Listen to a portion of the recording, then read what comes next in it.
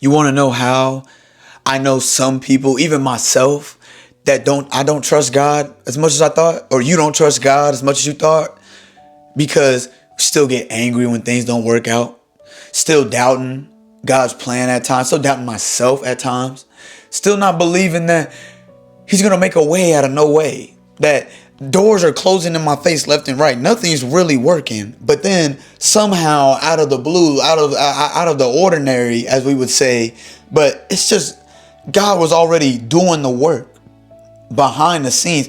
You were just having to do the things that you were seeing. You weren't understanding the plan that God was doing for you. You weren't really trusting and believing as much as you said you were. Because so many times, more often times than not, right? We want to say that we believe in God, but we don't believe God. You can believe in God. You can believe that there's a higher power. You can believe that there's something greater out there, a greater power, something that knows more than you.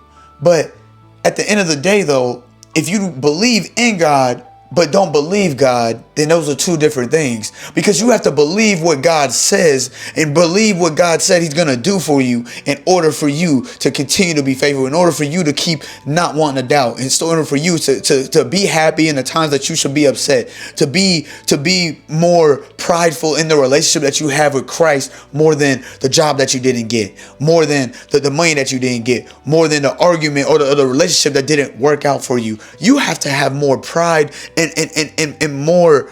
and more satisfaction in that relationship than you do with anything else in this life. And anything else that you have a relationship in this life, anything that you want to try to idolize in this life, you have to love Christ more. If you want to love Christ more than money, then God's going to find a way to test you on that financial status. If you want to love Christ more if you want to love your wife or your husband more than you love Christ, then God is going to test that relationship, right? The enemy is going to do things, and God is going to allow for the enemy to do things in your life for you to be tested.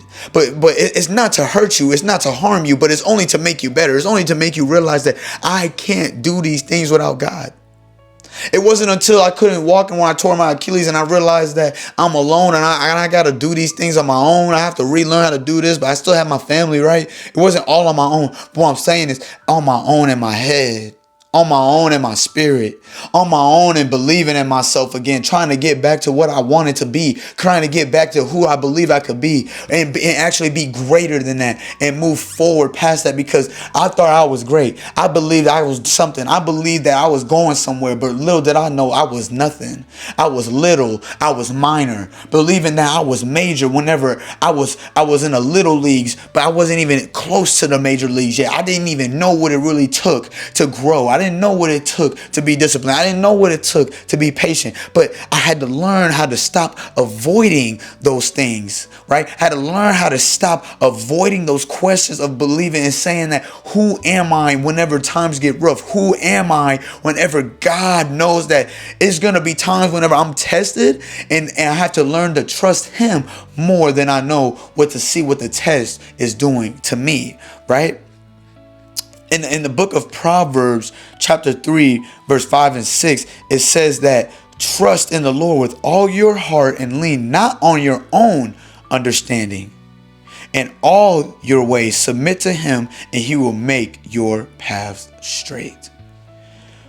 We can't look to see for God to think that we're entitled enough for God to owe us something. God owes us nothing. If you were born to be genetically gifted in a sport, you were given that. If you were born to be genetically gifted in math or science, you were given that. If you were born to be gifted into a family with wealth, or a family that didn't have as much wealth, but then you still got opportunity, you were given that. Understand that God doesn't owe us anything. We are already given every single thing we have. At some point, you just had to work for it. But sometimes your work was never in vain, though, right? It just didn't. It made it look like it was in vain, but it was never in vain.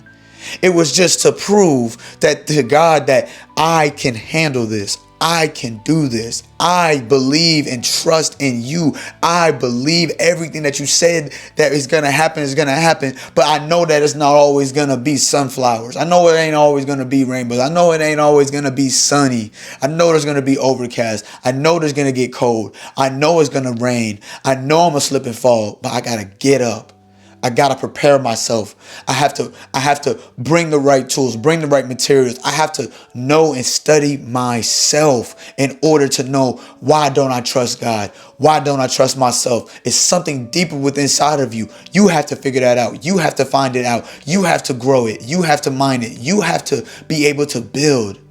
But God is going to break you down a lot of times. God is going to break you down and build you up. So if you're going through the time of being built up, right? Or if you're going through a time of being broken down, stop doubting it. Stop trying to get second guess it. Stop doing all that. Just trust. Just believe. Just know that God got a way. God got a plan for you. God is going to make it all work out for your purpose. But it's not always going to be easy. And if you expect an easy life out of the journey that you're supposed to have, that's going to be filled with success, that's not going to be filled with mediocrity, that's not going to be filled with average, then you're going to be sorely mistaken whenever you hit that test and you hit them times of wanting to be like, man, I want to give up. But you know you have to surrender. Surrender your will. Surrender the things that you know.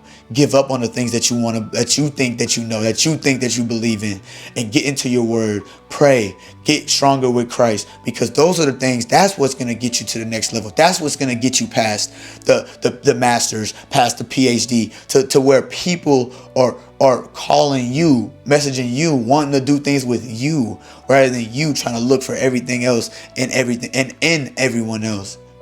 But what you got to do is know that God has a plan, and that you cannot lean on your own understanding, but know that God has an understanding for you. You just got to find that out. So that's all I got for y'all, man. I appreciate y'all for tapping in with this video. Know that you are loved and blessed, man. Make sure you like, comment, subscribe on the video, and I'm going to catch y'all on the next one.